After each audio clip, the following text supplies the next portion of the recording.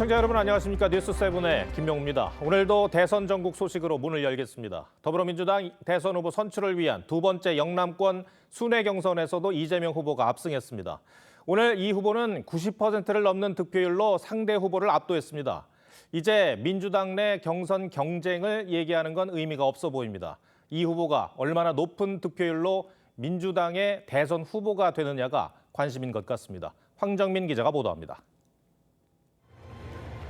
울산에서 열린 영남권 순회 경선에서도 민주당 이재명 후보가 90%가 넘는 득표율로 압승했습니다. 기호 1번 이재명 후보 득표수 66,526표, 득표율 90.81%입니다. 부산, 울산, 경남, 대구, 경북 등 영남권의 민주당 권리당원과 대의원 투표 결과 이재명 후보가 66,526표를 얻어 득표율 90.81%를 기록했습니다. 경남에서 도지사와 국회의원을 지낸 김경수 후보가 5.93%, 김동연 후보는 3.26%를 각각 얻었습니다. 김경수, 김동연 후보는 어제에 이어 또다시 한 자릿수 득표율에 머물렀습니다. 2위와 3위 후보만 5% 안팎에서 서로 엎치락뒤치락할 뿐 누적 득표율에서 이재명 후보가 90%에 육박하는 수치로 사실상 독주하는 모양새입니다. 88%나 90%나 뭐 그래 큰 차이가 있는 것 같지는 않습니다. 어쨌든 우리 당원 여러분들께서 저에 대해서 많은 기대를 가지고 계시다는 의미일 테고. 어제 충청권에 이어 이틀 연속 압도적 1위를 기록하며 당내 대세론을 굳혔다는 평가가 나옵니다. 민주당은 다음 주 토요일 호남권 경선에 이어 수도권 순회 경선과 국민 여론조사 결과를 합산해 오는 27일 최종 대선 후보를 확정 발표합니다. TV조선 황정민입니다. 네, 과거 각 당의 대선 경선을 보면 후보들끼리 엎치락 뒤치락하며 유권자의 관심을 끌었는데 보신 것처럼 지금 민주당의 경선은 이재명 후보의 독주가 확연해 역동적이진 않습니다. 그렇기 때문에 이전 전당대회와는 달리 승리한 후보의 관심도나 지지율이 크게 오르는 컨벤션 효과를 기대하기 어려울 것이란 얘기가 나옵니다. 고이동 기자가 전해드립니다. 이번 민주당 대선 후보 경선에 참여한 후보자는 3명입니다. 약 3년 반 전 모두 8명의 후보가 출마했던 민주당 경선에 비해 참여자가 절반 이상 줄어든 겁니다. 김부겸 전 총리나 김두관, 박용진 전 의원 등이 불출마를 선언하면서 경선에 대한 관심도 역시 반감됐다는 분석입니다. 후보는 줄었지만 대세론에 따라 지지율 격차는 오히려 더 커졌습니다. 지난 대선 경선 땐 2위였던 이낙연 후보가 전체 득표율 39.14%로 50.29%의 이 후보에 11%포인트가량 뒤졌지만 호남에선 1위를 기록하는 등 이번 경선 격차와는 차이가 있었습니다. 민주당 대통령 후보가 도덕적이지 않아도 좋다는 발상 정말 괜찮습니까? 하지만 이번엔 2위와 3위 후보의 득표율을 더해도 10%를 조금 넘는 데다 김동연 후보와 김경수 후보 모두 고향이자 정치적 텃밭에서도 5에서 7% 안팎을 얻는 데 그쳤습니다. 격차가 크다 보니 이 후보와 각을 세우는 발언도 많지 않습니다. 단일화는 이번 경선에서 큰 의미가 없다라고 생각합니다. 더 열심히 해서 좋은 결과 나오도록 최선의 노력을 다하겠습니다.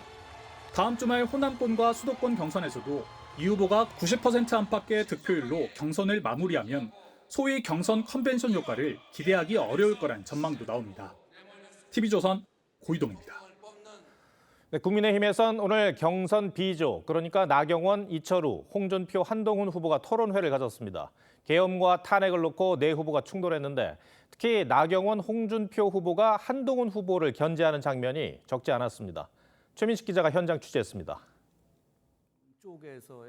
한동훈 후보가 다른 후보들에게 윤석열 전 대통령의 비상계엄과 탄핵에 대한 입장을 잇따라 묻습니다. 홍 후보님도 계엄을 반대하시는 취지로 이해했습니다. 계엄 반대? 예. 그런데 탄핵에 대해서는 또 반대 취지를 가지셨단 말이죠. 2시간간의 해프닝이었다. 그러면 대통령한테 자진하야할 기회를 주자. 이철우 후보는 그런 질문할 자격이 있냐며 한 후보를 몰아세웠고 한동훈 후보가 지금 그런 말을 할 자격이 있나? 지금 우리 당 후보로 나왔다는 자체가 잘못된 거 아니야, 지금. 나경원 후보는 한 후보가 내란몰이 앞장선 것이라며 역공을 폈습니다. 저는 한동훈 후보가 내란몰이 탄핵을 선동한 것 때문에 정말 결국 이 지경을 만들었다고 생각을 합니다. 홍 후보는 한 후보에게 어떻게 빠져나올 거냐며 소위 배신자 프레임을 거론했습니다. 그다음에 이게 배신자 프레임을 벗어나야 될 건데 어떻게 벗어나시겠어요? 저는 국민을 배반하지 않기 위해서 계엄을 저지했습니다. 나 후보는 한 후보의 소위 당원 게시판 논란을 거론했습니다. 우리 당의 홈페이지 게시판도 이 댓글이 이상한 댓글이 많이 나왔습니다. 이거 어떻게 해야 되겠습니까? 아마 경찰에서 그 결론 거의 낸 거로 알고 있는데요. 한 후보는 임기 단축 없이 개헌에 성공할 수 없다며 홍 후보에게 임기 3년 단축 의향을 물었는데 홍 후보는 대선 예산이 수천억 원인데 3년 주장은 넌센스라고 일축했습니다. 대선 후보 1차 토론회를 마친 국민의힘은 내일부터 이틀간 국민 여론조사를 한 뒤 4명의 2차 경선 진출자를 선발해 22일 발표합니다. TV조선 최민식입니다. 네, 국민의힘 대선 후보 선출을 위한 1차 예비 경선 여론조사가 내일부터 시작합니다.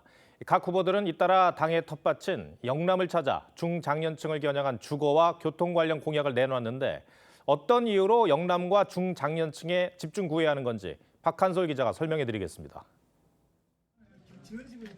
국민의힘 당색인 빨간색이 들어간 대학 점퍼 차림의 김문수 후보가 경북대 학생들과 간담회를 마친 뒤 기념 촬영을 합니다. 왜 정신병원에 가는 시기인데 이 모든 것을 제가 제일 잘 알고 있고 이재명을 이긴 사람 김문수가 확실하지 않습니까? 김 후보는 오전엔 부활절을 맞아 대구 스타디움에서 진행된 연합예배장을 찾았는데 안철수 후보도 자리에 함께했습니다. 안 후보는 부산에서 학창 시절을 보냈지만 본가는 경북 영주라며 TK 출신임을 강조했습니다. 제가 원래 영주 출신입니다. 저희들 집성촌에 어르신들이 많이 살고 계십니다. 예비 후보 토론회에 참석했던 한동훈 후보 역시 토론회 직후 나흘 만에 다시 대구를 찾았고 내일은 경주와 포항 순회 연설에 나섭니다. 이처럼 후보들이 잇따라 영남을 찾는 건 1차 경선 국민 여론조사와 무관치 않다는 분석입니다. 대선 예비 후보를 8명에서 4명으로 줄이는 1차 컷오프는 100% 여론조사로 진행되는데 국민의힘 당원의 영남 지역 비중은 수도권보다도 높은 전체의 40%입니다. 일부 후보들이 중장년층을 겨냥한 노인 무료버스, 주택 개보수 비용 지원 정책을 내놓는 것도 선거인단 연령별 분포가 영향을 미쳤다는 분석입니다. 반 이재명 연대의 한 축으로 꼽히는 개혁신당 이준석 후보도 지난 8일 첫 유세지로 대구를 찾은 데 이어 오늘 다시 대구 삼성 라이온즈파크 야구장을 찾는 등 TK 표심 공략에 집중했습니다. TV조선 박한솔입니다. 현재 대선 전국 상황에서 각 당의 경선 못지않게 주목받는 건 단연 한덕수 대통령 권한대행의 출마 여부입니다. 만약 공직자인 한덕수 대행이 선거에 출마하려면 2주 안에 공직에서 사퇴해야 합니다. 한 대행은 외신 인터뷰에서 관련 질문을 받았는데 아직 결정하지 않았다고 답했습니다. 한 대행은 또 이 교육부가 의대 정원 동결을 밀어붙인 것과 관련해 이주호 교육부총리를 불러 질타했다고 합니다. 김충영 기자가 취재했습니다. 한덕수 대통령 권한대행은 지난 17일 교육부가 의대 정원을 다시 3,058명으로 되돌리는 방안을 발표하기 직전 이주호 교육부총리를 불러 보고를 받으며 이 부총리를 강하게 질타한 것으로 전해졌습니다. 이 부총리가 정원 환원을 계기로 의대생들의 수업 참여율을 끌어올릴 수 있다는 취지로 말하며 주무부처 장관으로서 책임지겠다고 했는데 한 대행은 정부에서 모두 반대하는 사안에 대해 이제 와서 책임을 운운한다고 질책한 걸로 전해졌습니다. 대통령 거리 상황에서 각 부처가 정부 정책 방향과 다른 판단을 하는 데 대한 문제의식을 드러낸 걸로 해석됩니다. 한 대행은 오늘 공개된 영국 파이낸셜 타임스와 인터뷰에서 출마 여부에 대한 질문에 아직 결정하지 않았다, 노코멘트라고 답했습니다.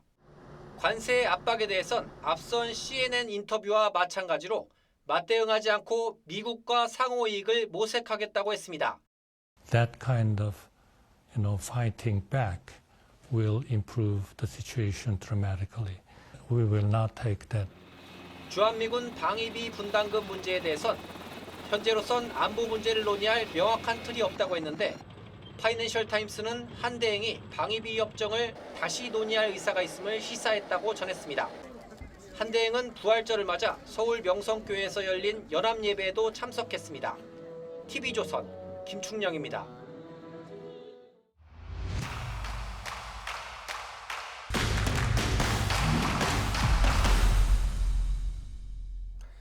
대선이 44일 앞으로 다가왔습니다. 정치부 기자가 대선 전국 상황 분석해드리는 대선 설명서 코너 이어가겠습니다. 이채림 기자에게 물어보겠습니다. 앞서 한덕수 권한대행 외신 인터뷰 리포트 전해드렸는데 권한대행과 대통령이 수행할 수 있는 업무의 차이가 없다는 말을 했어요. 어떤 의미입니까? 네, 일단 한덕수 대행이 직무에 복귀한 뒤에 인터뷰가 이번이 두 번째입니다. 지난 8일에 공개된 미국 CNN과의 인터뷰는 주로 미국과의 관세 협상에 대한 내용이었는데 이번에는 좀 더 정치적인 해석이 가능한 발언들이 적지 않았습니다. 특히 나의 권한은 헌법과 관련된 법률에서 비롯되고 권한대행과 선출된 대통령 간에 수행할 수 있는 업무에 차이가 없다 이런 표현을 썼는데요. 지난주 헌법재판소가 한대행이 대통령목 헌법재판관 2명을 지명한 것에 대해 효력정지 가처분을 인용한 걸 겨냥한 걸로 보입니다. 당시 총리실은 본안 판결을 기다리겠다 이런 유보적인 입장을 냈었는데 오늘 인터뷰에선 자신의 헌법재판관 지명이 법률상 문제가 없다고 말한 걸로도 해석될 수 있을 것 같습니다. 이주호 부총리를 질타했다는 내용도 전해드렸는데 한대행의 발언이 단호해진 것 같다는 느낌을 받습니다. 네, 이전에 윤 전 대통령이 직무 정지 상태였다는 이제 좀 소극적으로 권한을 행사했다면 지금은 거리 상황인 만큼 국정 주도권을 분명히 하겠다는 뜻으로 읽힙니다. 여기에 더해서 이전과는 발언의 톤이나 뉘앙스에도 차이가 있습니다. 앞서 트럼프 대통령과의 통화에서는 이 많은 얘기를 듣고 있지만 대선 출마 여부에 대해서 아직 결정하지 못했다고 말했었는데요. 이번 인터뷰에선 아직 결정하지 못했다 이 답변은 비슷하지만 노코멘트라는 부분이 좀 달라진 분위기를 보여준다는 평가도 있습니다. 통상적으로 긍정이나 부정을 하기 곤란할 때에 이 같은 표현을 쓴다는 걸 고려하면 어떤 방향이든 가닥을 잡았다는 의미로 볼 수 있다는 겁니다. 최근 한대행이 호남에 이어서 영남을 찾고 또 오늘 부활절을 맞아서 서울 대형교회를 찾은 것 등으로 밀어볼 때 출마로 기운 거 아니냐 이런 관측이 국민의힘 안팎에서 나오고 있습니다. 각 당 경선 얘기해 보겠습니다. 후보 선출까지 이제 2주가 채 안 남았는데 그렇게 양당 경선이 주목받지 못하는 것 같아요. 네, 결과적으로는 양당 경선 모두 주목받지 못하고 있는 이 상황은 비슷합니다만 민주당은 결과가 명확해서인 반면에 국민의힘은 알 수 없어서라는 점에서 좀 다릅니다. 비명계 주자들의 반발에도 이재명 후보에게 유리한 경선 룰을 택했고 두 번의 지역 경선에서 큰 이변이 없는 만큼 이재명 전 대표가 최종 후보가 되는 것은 상수처럼 받아들여지고 있는 분위기입니다. 예. 그런데 이제 민주당이야 뭐 이미 정해진 것으로 보이고요. 근데 국민의힘은 후보들도 많은데 왜 이렇게 주목을 못 받을까요? 네, 누가 이 최종 후보가 당내 경선에서 되던 간에 이른바 반명 빅텐트, 그러니까 단일화와 연대를 어떻게 할지 이게 중요해질 가능성이 높은 만큼 경선 주목도가 떨어지고 있다 이런 분석이 나오는 건데요. 앞서 말씀드렸던 한대행의 출마 여부 외에도 당외 변수들이 있습니다. 윤석열 신당 창당을 예고했던 김계리 베이철 변호사가 어제 윤 전 대통령과 함께 찍은 사진을 공개하는가 하면 전광훈 목사도 대선 후보로 직접 출마하겠다고 나서는 점 등이 당내 흥행에 방해 요소가 되고 있다 이런 지적이 나오고 있습니다. 오늘 권영세 비대위원장, 우리 국민의힘 대선 후보들이 타당 후보보다 월등하다면서 관심과 응원을 부탁한다고 했는데요. 이 당 밖의 상황과 연관지어서 지지층들에게 경선에 주목해달라 이런 메시지를 냈다는 해석이 나옵니다. 알겠습니다. 이채림 기자, 잘 들었습니다.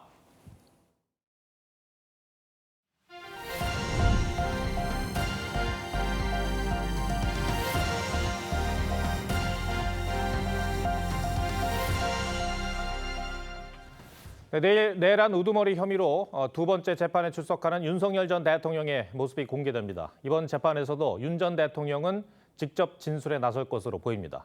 류태영 기자가 보도합니다. 내일 오전 10시 서울 법원종합청사 417호 형사대법정에서 윤석열 전 대통령의 내란 혐의 두 번째 재판이 열립니다.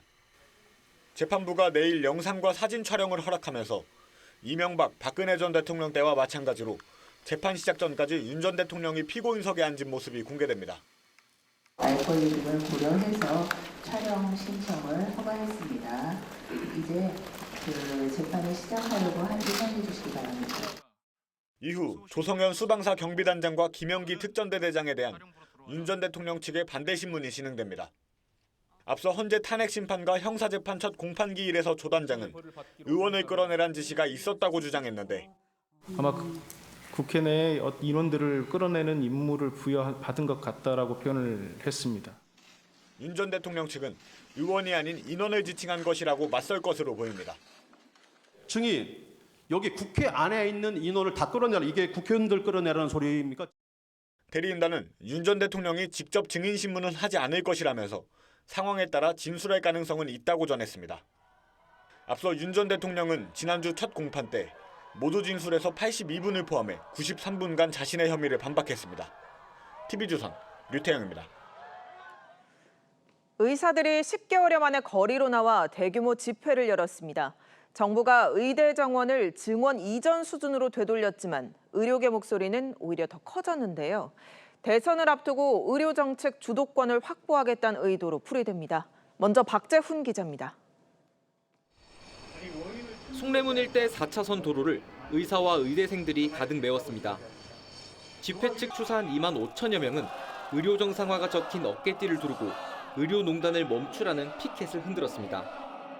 김태구 대한의사협회장은 병원과 학교를 이탈한 전공의와 의대생들의 선택이 결코 틀리지 않았다고 강조했습니다. 어떻게 가르치겠냐는 겁니까? 어떻게 수련을 보장하겠다는 겁니까? 그러나 돌아온 것은 무시와 회피, 그리고 침묵뿐이었습니다. 10개월 만에 다시 거리로 나온 의사들은 의료개혁특별위원회의 전면 중단을 요구했습니다. 조선만도 문과 DNA만으로 삼라만상의 모든 지혜가 모두 자기의 책상 위에 있는 것처럼 오만함으로 모든 것을 다 알고 있는 것처럼 착각하고 있습니다. 의협은 정부가 발표한 정책의 결정 과정이 투명하지 않았고 우리나라 의료의 현실을 기반으로 하지 않았다며 지키지 못할 약속을 반복하는 정부가 오히려 개혁의 대상이라고 비판했습니다. 정부가 내년도 의대 모집 인원을 3,058명으로 동결했음에도 추가 압박을 이어간 겁니다. 의협은 새 정권이 들어서기 전 의정 갈등을 해결해야 한다는 입장인 만큼 조기 대선 전까지 압박 수위를 더욱 높여갈 전망입니다. TV조선 박재훈입니다. 이번 집회에는 의대생도 대거 참여했습니다. 필수 의료 패키지까지 철회해야 학교에 복귀하겠다며 수업 거부를 계속하겠다는 뜻을 밝혔는데요. 1년 넘게 출구를 찾지 못하는 의정 갈등에 환자와 수험생들은 답답하기만 합니다. 이어서 최원영 기자입니다.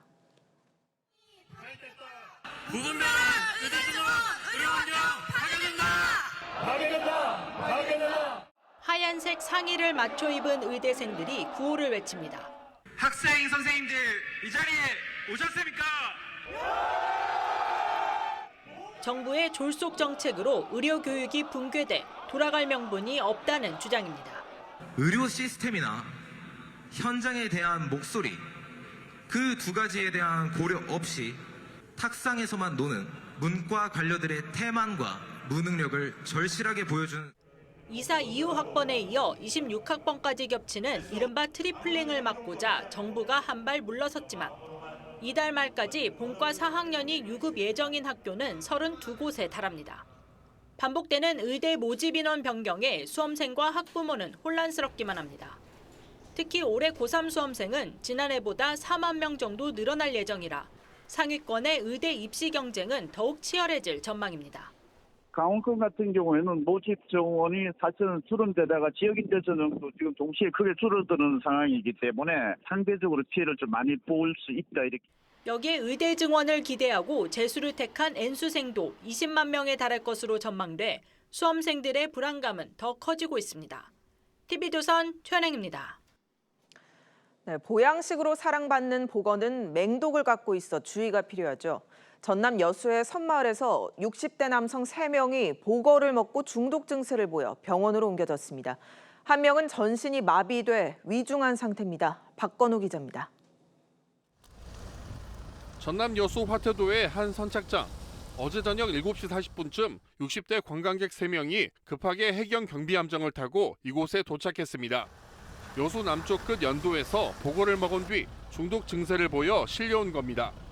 이들은 곧바로 119 구급차를 타고 여수 시내병원으로 이송됐습니다.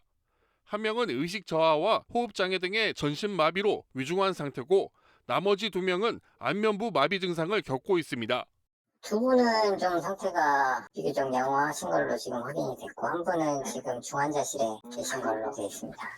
이들은 어제 오전 여수 시내의 한 수산시장에서 보고를 구입한 뒤 연도로 들어가 낚시를 즐기다 보고를 나눠 먹은 것으로 전해졌습니다. 보고에는 테트로도톡신이라는 강력한 신경독이 있어 전문가의 손질을 거쳐 먹어야만 합니다. 테트로도톡신은 청산가리로 잘 알려진 사이아나칼륨의 독성보다 5에서 13배 강한 맹독으로 주로 보고에 혈액과 내장, 알 등에 들어있습니다. 피 내장만 뺀다고 해서 될 거 아니고 이제 몇 시간을 물에 깨끗이 깎고 몇 번 흔들어내고 담가놔야지. 해경은 사고 당사자들의 보고처리 자격증 소지 여부와 손질을 제대로 했는지 등을 조사하고 있습니다. TV조선 박건우입니다. 성인 게임장을 돌며 무려 6년에 걸쳐 금품을 뜯어낸 상습공갈범 40여 명이 무더기로 경찰에 붙잡혔습니다. 피해 업주들은 보복을 우려해 신고를 망설였지만 이들이 적어놓은 상납일지, 속칭 오물수첩이 결정적 단서가 됐습니다. 주원진 기자입니다. 건장한 남성이 길가를 어슬렁거립니다. 누군가 현금을 건네자 허리를 툭툭 친 뒤 자리를 뜹니다. 또 다른 남성도 익숙한 듯 현금을 받아 챙깁니다. 서울 전역에서 성인 게임장 업주들을 협박해 돈을 빼앗는 피의자들의 모습입니다. 이들은 업주들에게 약값이 없다, 밥값이 없다며 시비를 걸고 상습적으로 돈을 챙긴 혐의를 받습니다. 업주들은 이들이 행패를 부릴까 봐 조금씩 돈을 건넸고 보복이 두려워 신고도 하지 못했습니다. 하지만 이른바 오물수첩을 경찰이 확보하면서 수사에 속도가 붙었습니다. 업주들은 돈을 뜯어간 이들을 망치, 쐐기, 해골 등의 별칭으로 장부에 적어뒀는데 경찰이 CCTV 등과 비교해 일련을 추적한 끝에 붙잡았습니다. 피의자 대다수가 별명을 사용하면서 주거가 일정하지 않았고요. 특정하는 데 좀 어려움이 있었습니다. 2018년부터 지난해까지 6년 동안 업주 29명이 뜯긴 금액은 1억 400만 원입니다. 경찰은 상습 공갈범 총 44명을 검거하고 과거 비슷한 전과가 있는 2명은 구속했습니다. TV조선 주원진입니다. 24시간 우리 사회 곳곳을 비추는 CCTV가 시민 안전 지킴이 노릇을 톡톡히 하고 있습니다. 범인 검거는 물론 대형 산불까지 막았다는데 특히 AI 기술 적용으로 역할은 점점 더 커지는 추세입니다. 이승훈 기자가 취재했습니다. 늦은 새벽 골목길을 배회하는 남성. 문이 잠기지 않는 차량을 노려 금품을 훔칩니다. 지난 6일 새벽 시간에 춘천의 한 원룸촌 골목에서 40대 남성이 차량 터리를 하는 모습입니다. 이 남성은 경찰에 현행범으로 체포됐는데 닷새 전에도 같은 범행을 저질러 통합관제센터 직원들이 지켜보던 인물이었습니다.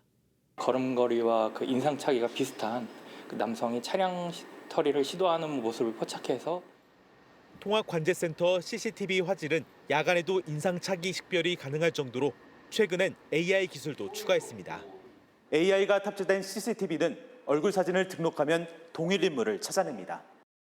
지난 1일 이천에선 쓰레기 소각 후 꺼지지 않는 불씨를 발견했고 충남 예산에선 세워둔 차량 안에서 119 구조를 요청한 50대 여성 환자의 위치를 알아내기도 했습니다. 차량 안에서 이제 핸드폰 불빛을 이제 비춰주는 모습을 보고 특정을 한 거죠. 전국에서 통합 관제 시스템을 활용하는 지자체는 모두 212곳, CCTV는 65만 대 가량입니다. 정부는 관제센터 CCTV를 인파 밀집, 산불, 침수 등 다양한 위험을 사전에 감지하는 역할에도 활용한다는 방침입니다. TV조선 이승훈입니다. 깊이 20m 대형 땅꺼짐이 발생하면서 한 달 가까이 통제됐던 서울 강동구 도로의 통행이 오늘 밤부터 재개됩니다.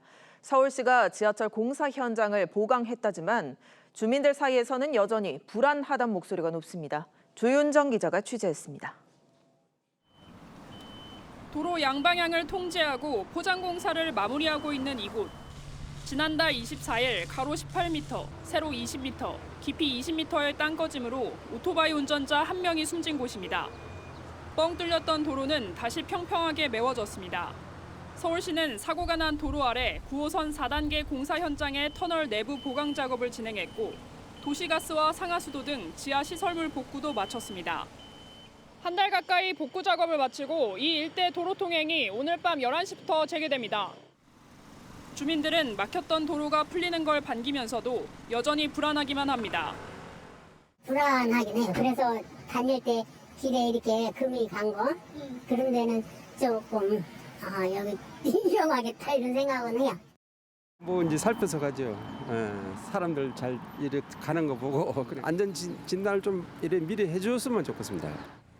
사고 난 도로를 다녀야 하는 운전자들도 긴장을 놓을 수 없습니다. 언제도 빠질 수 있지 않겠나 이런 생각 갖고 있어요. 그리고 이쪽도 잘 안 오려고 해요. 도로 아래 지하철 공사도 계속되고 있어 추가 땅꺼짐 가능성도 배제할 수 없는 상황. 파들어가면 또 어디서 날지도 모르죠. 지질 전문가가 그걸 진료사를 하면서 토목공사를 지시하는 게 옳습니다. 서울시는 도로 통행이 재개된 이후에도 지속적으로 모니터링하며 안전관리를 하겠다고 밝혔습니다. TV조선 조윤정입니다. 네, 값비싼 명품을 조금이라도 싸게 사려고 온라인 플랫폼 업체 이용하는 분들 많으실 텐데요. 계속 할인에 팔면서 반짝 할인으로 광고하거나 교환과 환불을 법정 기준에 맞지 않게 알린 업체들이 공정위에 적발됐습니다. 이유경 기자입니다. 온라인에서 명품을 파는 한 플랫폼 업체입니다. 핫딜을 내세워 67만 원짜리 지갑을 단 3일만 초특가로 판매한다거나 세일이 곧 끝난다는 문구로 소비자들을 끌어모았습니다. 타임 시간이 가다 보니까 이거 지금 아니면 안 되나 하면서 좀 더 소비를 부추긴다 해야 되나? 그렇게 해서 좀 많이 사기도 하고. 알고 보니 거짓 광고였습니다. 계속 할인에 파는 제품인데도 이런 방식으로 3년 넘게 소비자를 속인 겁니다. 교환이나 환불을 일부러 어렵게 만든 업체들도 있었습니다. 업체가 제품을 잘못 보낸 경우엔 3개월까지 교환이나 환불이 가능한데도 7일까지로 제한하거나 특가 상품은 아예 교환과 환불을 해주지 않았습니다. 다시 반품을 하게 되면은 해외로 다시 돌려보내야 되는 상황이 주로 있다 보니까 그 배송비가 부담스러워서 반품을 안 하고 그냥 썼던 것도 있는. 소비자 피해가 늘자 공정위가 명품 플랫폼 업체 3곳에 시정 명령을 내리고 과징금을 부과했습니다. 부당한 광고 행위에 소비자들의 정당한 청약 철회도 방해했다는 판단입니다. 고가의 유명 상품을 판매하는 플랫폼 시장에서 이들 업체들이 향후 해당 의무를 준수하도록 함으로써 소비자들이 합리적인 구매 선택을 하는 데 도움이 될 것으로 기대하고 있습니다. 공정위는 온라인 플랫폼의 눈속임 상술에 대한 감시를 강화할 방침입니다. TV조선 이유경입니다.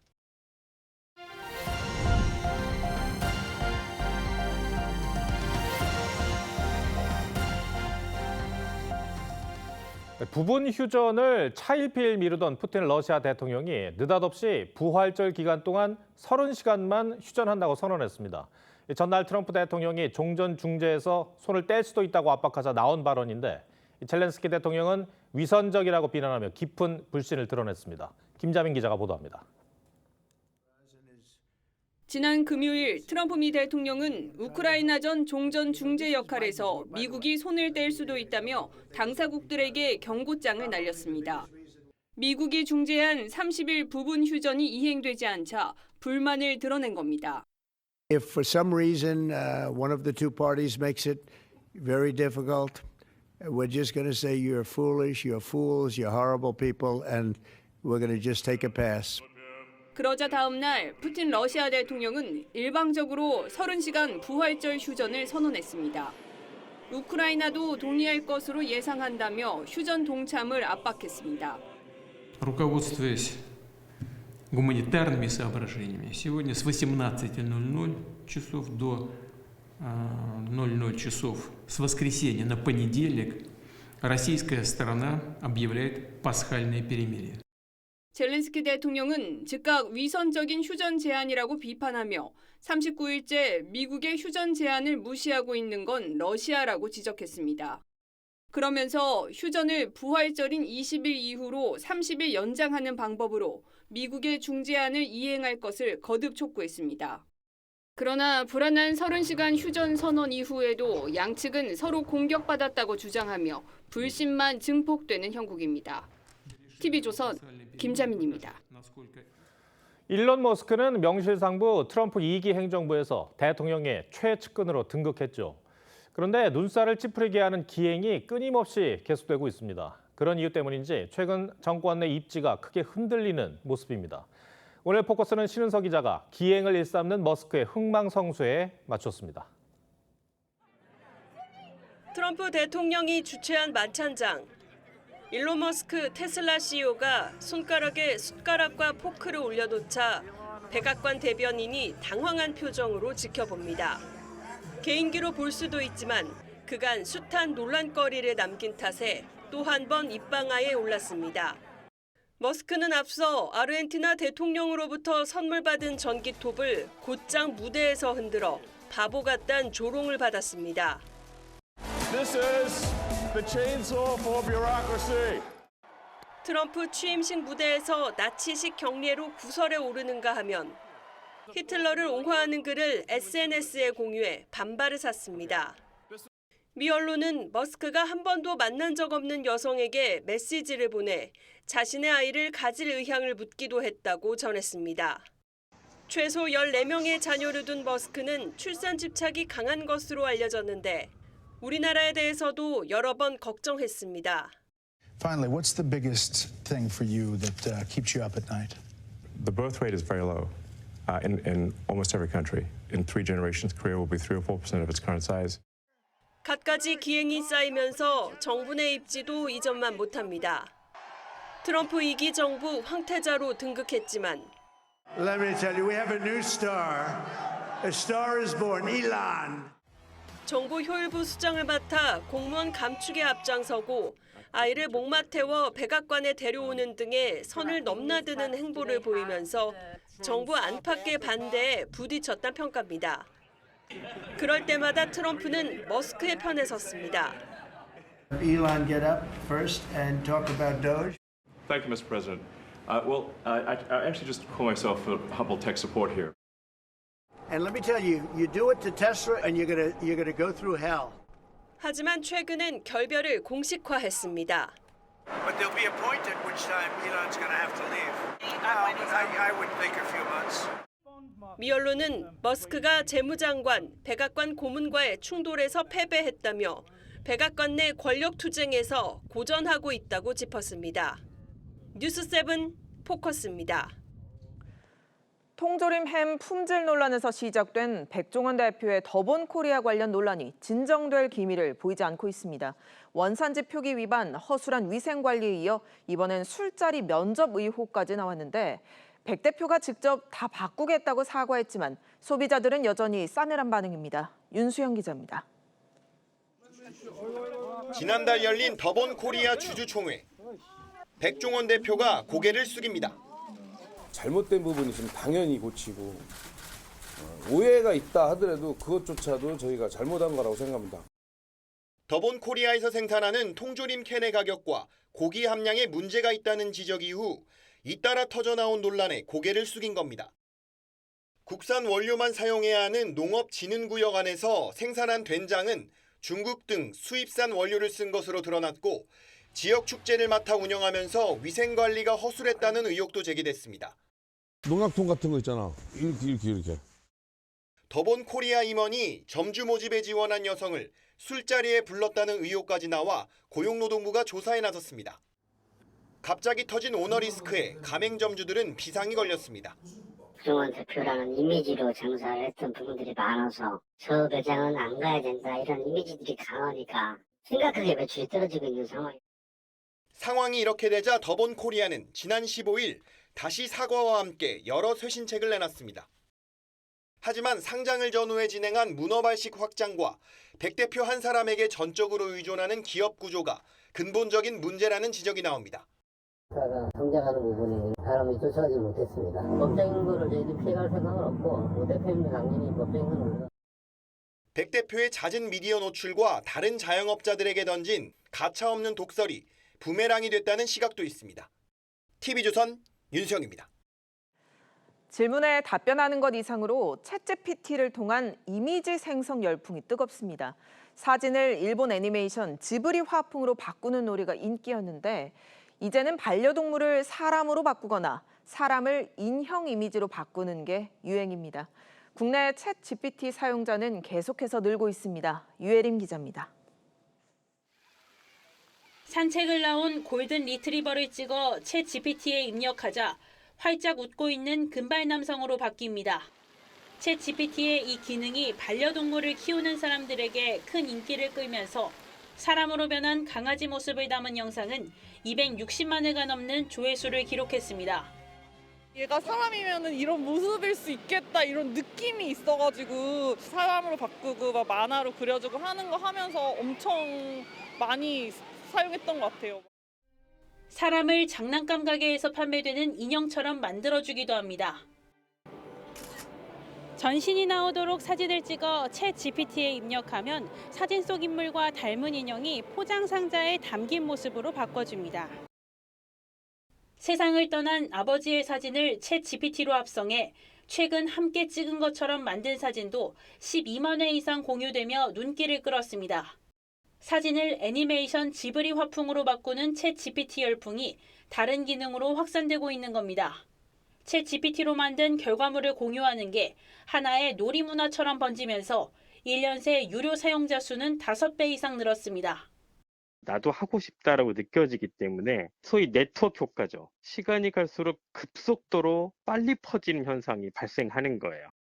다만 챗GPT에 사진을 입력하면 인공지능 학습에 활용될 수 있어 설정을 통해 학습을 하지 못하도록 막고 민감한 사진은 되도록 입력하지 않는 것이 좋다고 전문가들은 조언합니다. TV조선 유혜림입니다. 기생충부터 올드보이 또 박쥐까지 걸출한 감독 작품들의 초청 소식으로 우리를 즐겁게 했던 칸 영화제가 올해는 조용합니다. 당초 기대와는 다르게 한국 장편 영화가 단 한 편도 초청받지 못한 건데요. 한국 영화 위상의 추락으로 진단해야 할지 문화부 박소영 기자와 따져보겠습니다. 네, 박 기자, 칸 국제영화제가 세계적으로 권위 있는 영화제이긴 합니다만 이번 일로 한국 영화의 위기다라는 말까지 나올 정도입니까? 네, 올해 한국 장편 영화는 단 한 편도 초청을 받지 못했고 정유미 감독의 단편 애니메이션만 비평가 주간 단편 경쟁 부분에 초청을 받았는데요.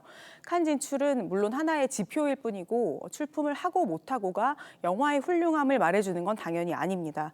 그렇지만 한국 영화계의 어떤 누적된 문제가 이런 현상으로 나타났다고는 볼 수 있을 것 같습니다. 네, 그러니까 지금 한국이 그만큼 경쟁력 있는 영화가 만들어지기 어려운 환경이라는 뜻입니까? 네, 그렇습니다. 칸의 경쟁 부문은 물론이고 좀 진보적이고 혁신적인 작품을 주로 선정하는 감독 주간이나 신인 감독을 주로 발굴하는 비평가 주간에도 초청을 받지 못했다는 건 홍상수 감독이나 봉준호, 박찬욱 감독 같은 사람들의 뒤를 이을 감독이 없다는 뜻이기도 합니다.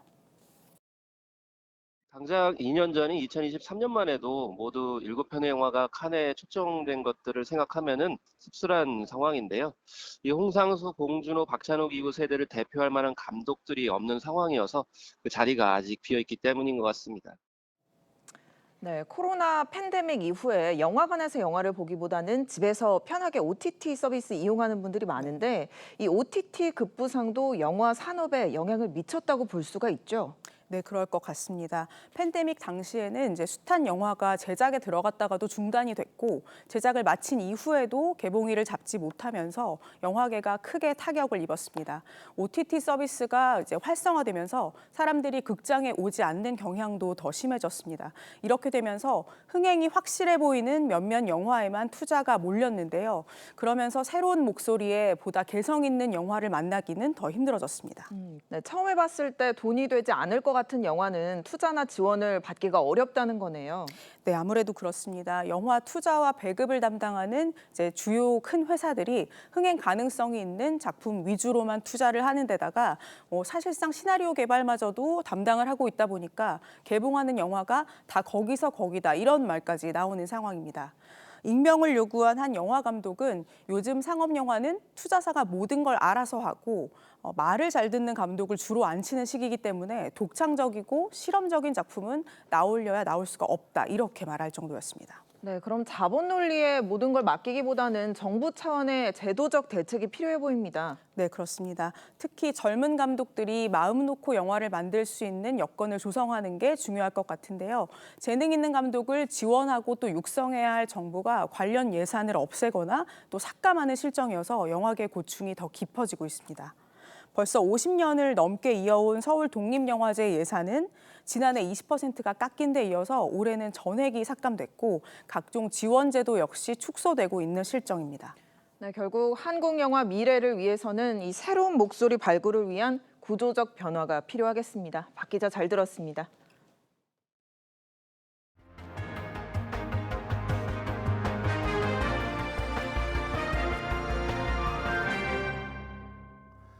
네, 프로야구 한화가 NC를 상대로 7연승에 성공했습니다. 4번 타자 노시환 선수는 3경기 연속 홈런을 날렸습니다. 이다솜 기자입니다.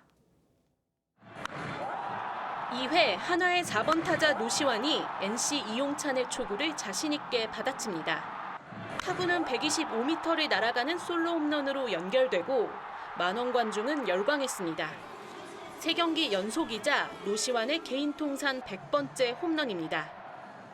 최재훈의 적시타로 추가점에 성공한 한화는 5회 다시 한번 NC의 마운드를 두들겼습니다. 문현빈의 2타점 적시타 등 석점을 추가하며 일찌감치 승기를 잡았습니다. 최고 구속 시속 157km를 기록한 에이스 폰세우 호투도 눈부셨습니다. 홀로 7이닝을 책임지며 안타는 1개를 허용한 반면 삼진은 13개나 잡는 괴력투를 보여줬습니다. 한화의 7대1 완승. 7연승에 성공한 한화는 오늘 SSG에 패한 선두 LG와의 격차를 5게임 차로 좁혔습니다. 폰세가 시즌 4승에 성공하며 한화는 24년 만에 선발 투수 7연승을 기록했습니다. 투수들도 너무 잘 던져주고 있고 또 반대로 타격까지 지금 좀 살아나가지고 확실한 건 근데 투수들 덕분인 것 같아요. KT는 선발 고영표가 키움을 상대로 완봉승을 거두며 5대0으로 승리했습니다. 투구수 100개를 기록한 고영표는 단 1개의 볼넷도 허용하지 않는 완벽한 투구로 통산 5번째 완봉승의 기쁨을 만끽했습니다. SSG는 타선이 폭발하며 LG를 9대3으로 꺾고 6연패에서 탈출했습니다. TV조선 이다솜입니다. 북한군이 러시아 우크라이나 전쟁에 참전한 지 넉 달이 넘었습니다. 파병 초기 드론을 앞세운 우크라이나군의 속수무책이던 북한군은 최근엔 우크라이나 본토 파병설까지 나올 정도로 현대전에 적응한 모습입니다. 잠시 후 뉴스7에 이어 방송되는 탐사보도 추적자들 드론 공습 경보편에선 한반도에 드리워진 드론 전쟁의 위협을 집중 취재했습니다.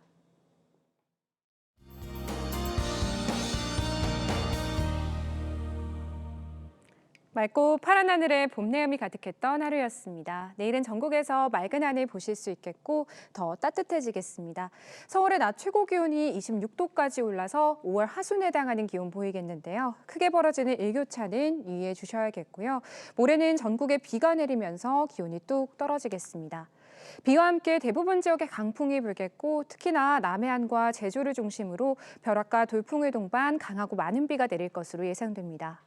내일 출근길 서울이 14도로 오늘보다 4도가량 높겠습니다. 안동 7도로 오늘보다 남부지방은 기온이 낮은 곳이 많겠습니다. 낮 기온은 춘천과 전주가 27도까지 크게 올라서 더울 수 있겠습니다. 모레 전국에 내리는 비는 밤이면 대부분 그치겠고요. 영동 지역은 수요일 새벽까지 이어질 수 있겠습니다. 날씨였습니다.